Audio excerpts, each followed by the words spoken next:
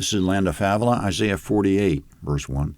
Hear this, house of Jacob, you who are called by the name of Israel, and have come out of the waters of Judah. You swear by Yahweh's name and make mention of the God of Israel, but not in truth nor in righteousness. For they call themselves citizens of the holy city and rely on the God of Israel. Yahweh of armies is his name. I've declared the former things from of old. Yes, they went out of my mouth, and I revealed them. I did them suddenly, and they happened, because I knew that you're obstinate, and your neck is an iron sinew, and your brow brass. Therefore I've declared it to you from of old. Before it came to pass I showed it to you, lest you should say, My idol has done them, and my engraved image and my molten image has commanded them.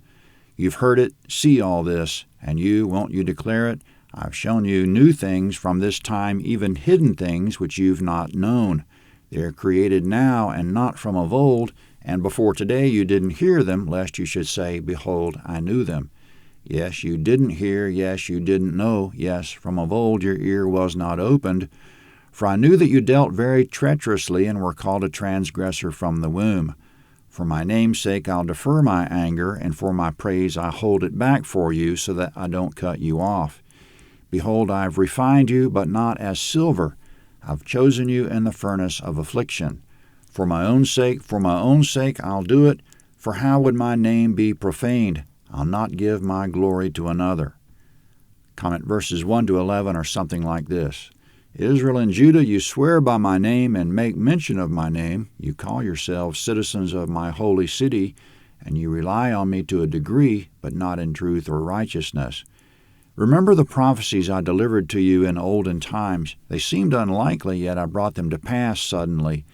Because I knew you were hard-headed, therefore I declared them and brought them to pass, that you would know the difference between me and your idols.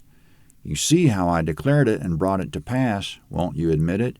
Speaking of declaring and bringing to pass, now I'm showing you things that until recently I've kept hidden. These are new things. You've never heard them, so you can't tell me it's the same old thing. You haven't heard and don't know these new things, and neither did your ancestors, because I kept it quiet. I withheld it from them because I know how treacherous you are and your ancestors, the way you've always been. But despite your treachery against me, I withheld my anger and haven't wiped you out for the sake of my name and praise. I've given you hard times, though. I call it the furnace of affliction. But still you're not purified. It works every time with silver, but not with you.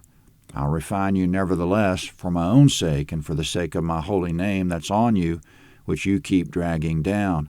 I won't let my glory be trampled. I'll refine you and keep my good name. I won't give away my glory. Coming up, the prophecy of the fall of Babylon is one of the things Yahweh hasn't revealed until now. When Babylon falls, everyone should know Yahweh called it. Skeptics would credit this to someone other than Isaiah because Isaiah lived before Babylon even rose and far before it fell. Verse 12. Listen to me, Jacob, and Israel my called. I am he, I am the first, I am also the last. Yes, my hand has laid the foundation of the earth, and my right hand has spread out the heavens. When I call to them, they stand up together. Assemble yourselves, all of you, and hear, who among them has declared these things? He whom Yahweh loves will do what he likes to Babylon, and his arm will be against the Chaldeans. I, even I, have spoken. Yes, I've called him. I've brought him, and he shall make his way prosperous. Comment verses 12 to 15 we just read are a dual prophecy. First, it applies to Cyrus. God loves Cyrus, has called him, and will make him prosper. Cyrus will do what he likes with Babylon. He'll have his way with Babylon by conquering them. Secondly, what Cyrus did to Babylon, Jesus will do to Mystery Babylon. In the wording of verses 14 and 15, Jesus is he whom Yahweh loves. Jesus will do what he likes to Mystery Babylon, which is to destroy it and rule himself. God has spoken it, he's called Jesus, he's brought him, and he makes his way prosperous. Both of these are new things that Yahweh is now declaring through Isaiah. No one of the time could say, yeah, I knew that, because Yahweh was revealing it for the first time. It was still wrapped in a lot of mystery when Isaiah prophesied it, but for us, given what we know now, it's obvious that this is Cyrus and it's also Jesus. And in this passage, Yahweh declares that this prophecy isn't a forgery of any of the Jews of later times. It's a product of the God who's first and last in verse 12, who laid the foundation of the earth and spread out the heavens in verse 13. Assemble yourselves and be sure you hear it in verse 14, and ask yourselves, who among you has declared this? The question is, did Isaiah declare it or some Jew of later times? If some Jew of later times wrote this as a forgery and credited this thing to Isaiah, then what's his name? It's credited to Isaiah. If someone says it wasn't Isaiah, where's his evidence? Yahweh is asking. As we contemplate the answer, verse 16. Come near to me and hear this. From the beginning I've not spoken in secret. From the time that it happened I was there. Now the Lord Yahweh has sent me with his Spirit. Yahweh your Redeemer, the Holy One of Israel, says, I am Yahweh your God who teaches you to profit, who leads you by the way that you should go. Comment in verse 16, from the beginning God has not spoken in secret. He publicized what he would do by the prophets, and now the Lord Yahweh has sent me, Isaiah, by his Spirit.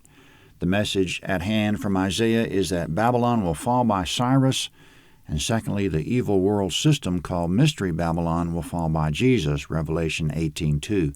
In verse 17, Yahweh teaches us to profit. To know the future is to be able to profit from it. It used to be that investors in Europe sent news by carrier pigeon so they could buy or sell ahead of the market. We don't have the advantage of carrier pigeons, but we do have the advantage of prophecy. We have advance notice that Jesus will destroy the world system. We should sell the world and buy Jesus. The fall of Babylon by Cyrus, the fact that it came to pass, is a confirming sign that the evil world system will fall by Jesus. The same God who predicted the first will bring to pass the second. The same Spirit of God that was in Isaiah will bring it to pass. Coming up, that we had been listening all along, we wouldn't be in this sorry shape we're in, but it's not too late to profit from God. Verse 18.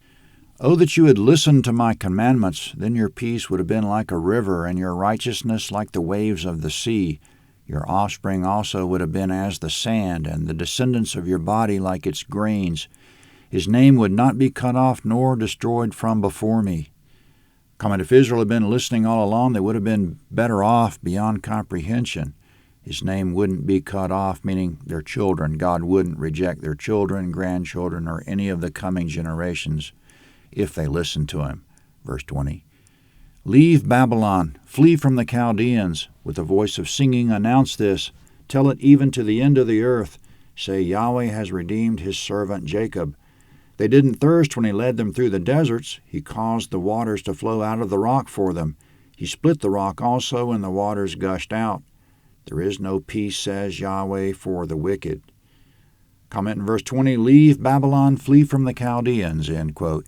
The command is directly to us. Peter said, save yourselves from this crooked generation, Acts 2:40. In verse 21, God provides for us in the here and now through the deserts of this world.